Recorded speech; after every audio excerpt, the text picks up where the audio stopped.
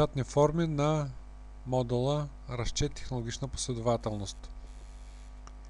Печатните форми са от тия 5 бутона в лентата за икони за бърз достъп. Първата отпечатване маршрутна карта се отнася за компаниите, които искат да отчитат труда по операции. Всъщност тук се разпечатва маршрутна карта, в която излизат всички операции една след друга и след това има възможност в следващите 1, 2, 3, 4 колони да се въвежда до 4 различни работнички, които са работили, да си въведат бройките. Следващото отпечатване. Първо излиза настройка на печат, където може да скриваме или да показваме отделни полета на печатната форма.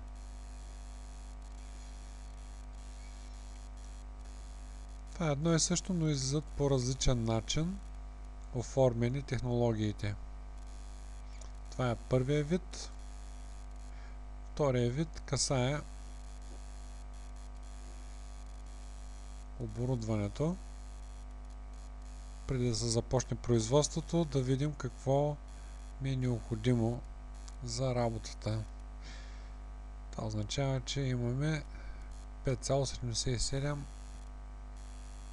прави машини. Т.е. 6 прави машини ще бъдат необходими. Един автомат за филетки, една лизираща машина и така нататък. Следващата печатна форма. Пак имаме настройка на печата за отделните полета в репорта. Излиза в този вид. Сега тук е характерно, че освен нормо време и разценка, има сравнение с времето от норматива и каква разлика има между тях.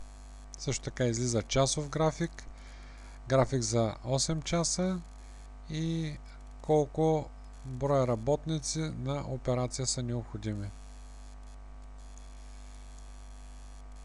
Следващата печатна форма пак касае оборудването.